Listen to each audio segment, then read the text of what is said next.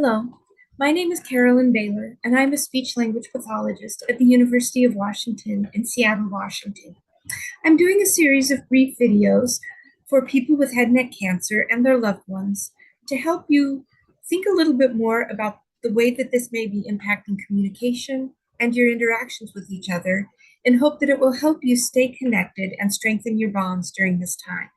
Today, I'm going to talk about the topic of brain fog and what that might mean for people with head and neck cancer. There's a very wide range of ways that head and neck cancer can impact the way somebody communicates. In a couple of other videos, I have talked about changes to speech and voice. In this set of videos, I would like to talk a little bit about the topic of brain fog.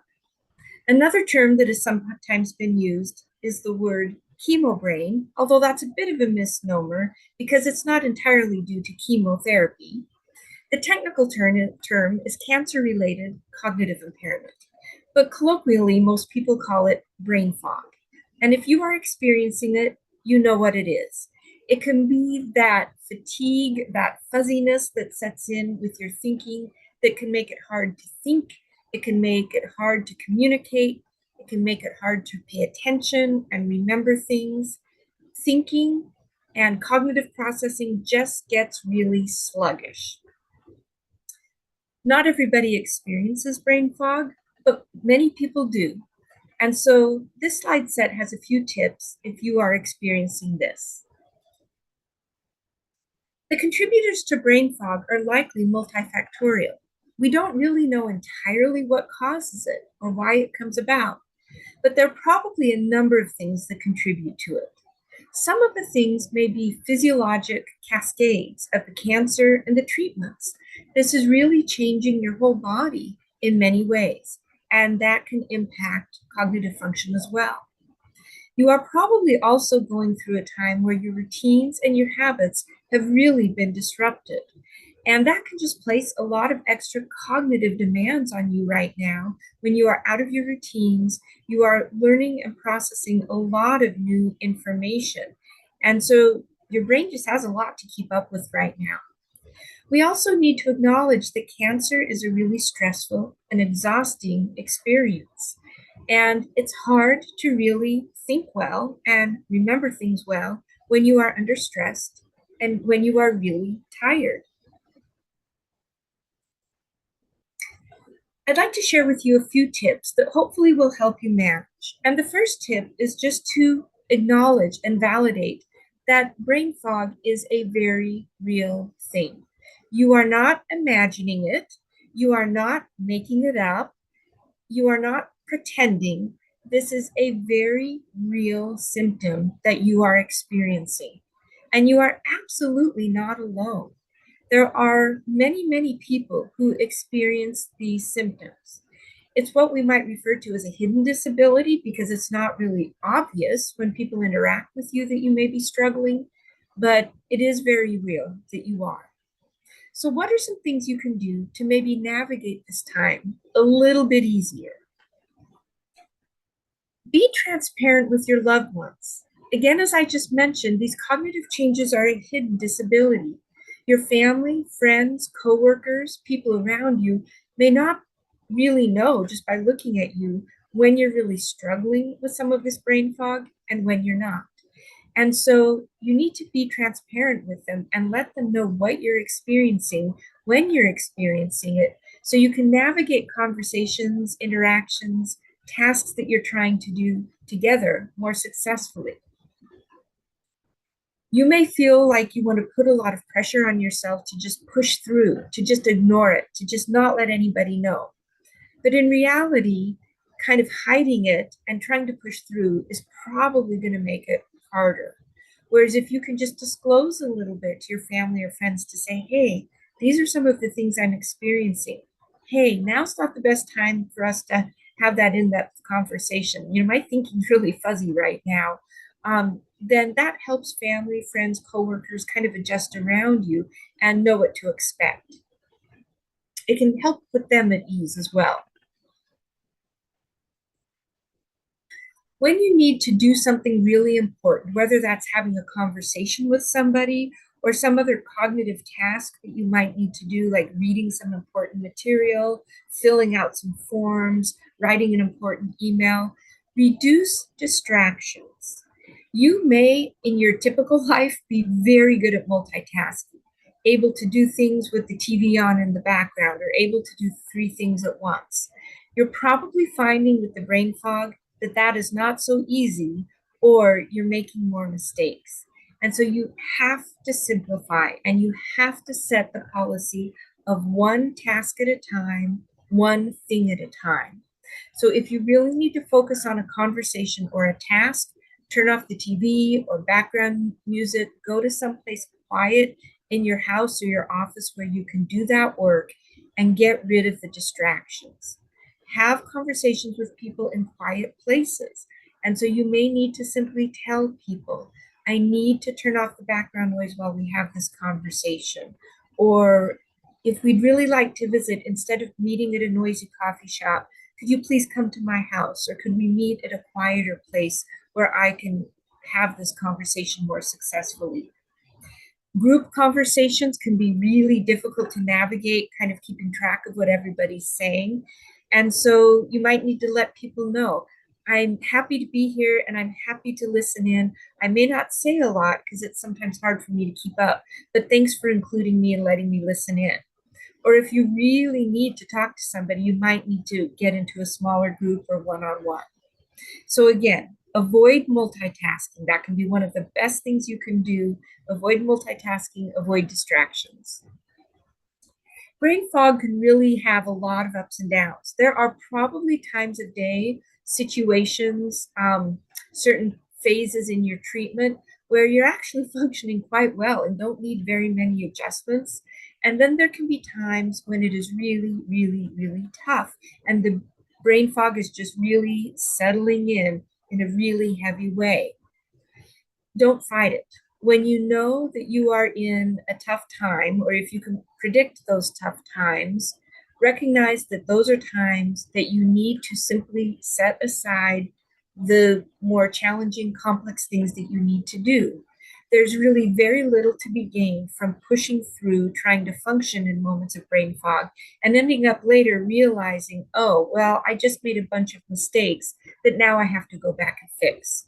So as much as possible, recognize when you're in those moments. If you can predict them because they go in cycles with your treatment or something, then set aside those times and let people know, I really just need to rest now. I am not going to be able to do this task. I will try it again in an hour, or I will try it again tomorrow. But just be transparent that there are some times you cannot function really well. And then rest.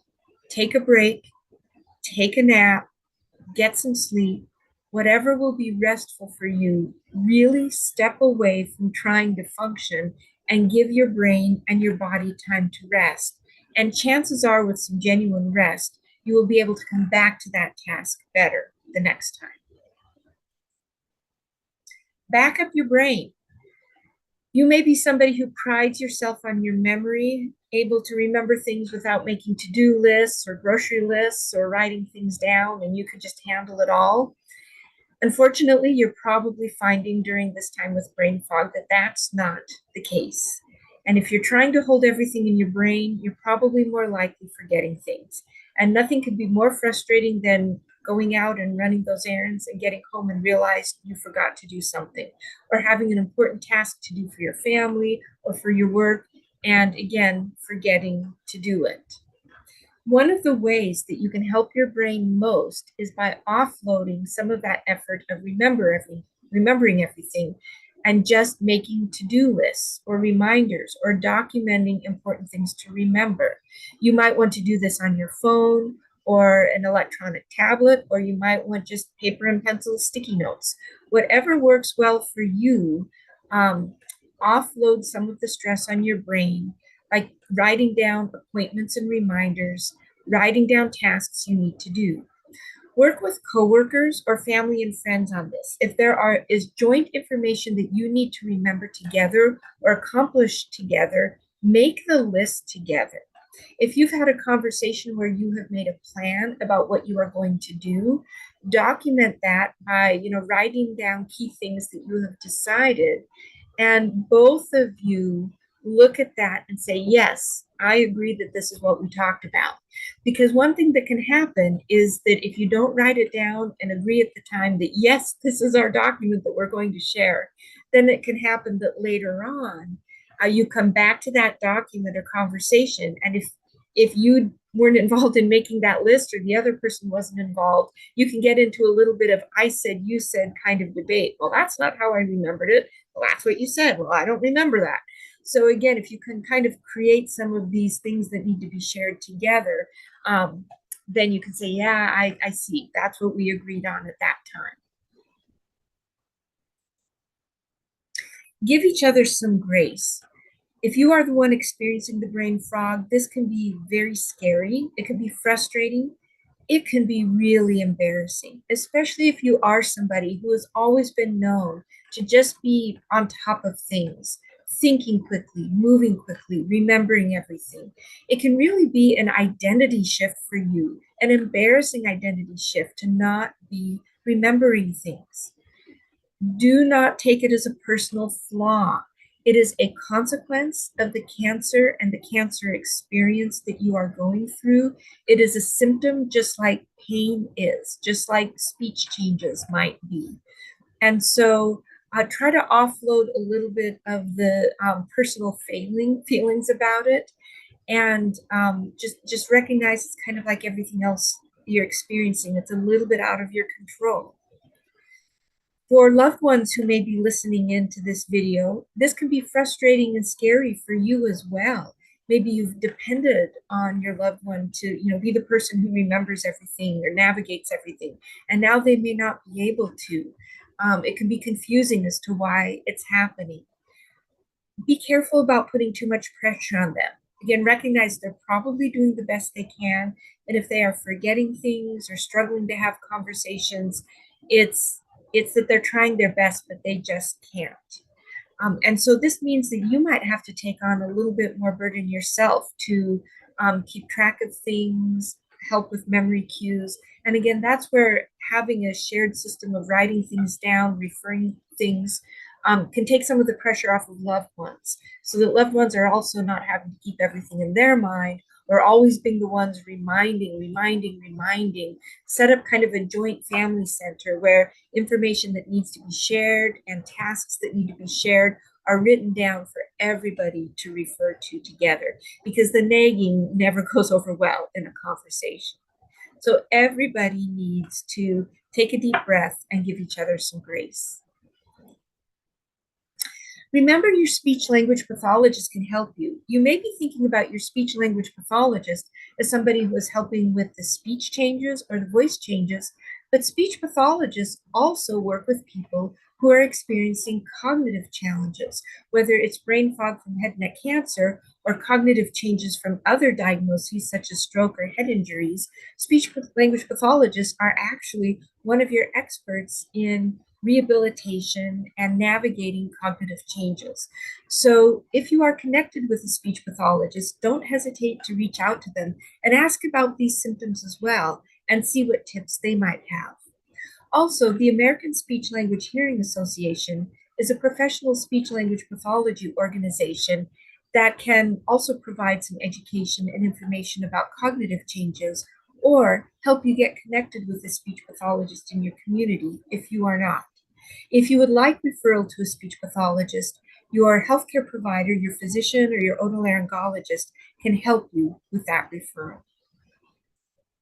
So thank you for spending this time with me. I hope these tips will be a little bit helpful for you and your loved ones to stay connected and work through some of these rough spots with brain fog. And I hope that you will be able to return to some of your clearer thinking with some rest and some periods of recovery. So I wish you all the best in this journey.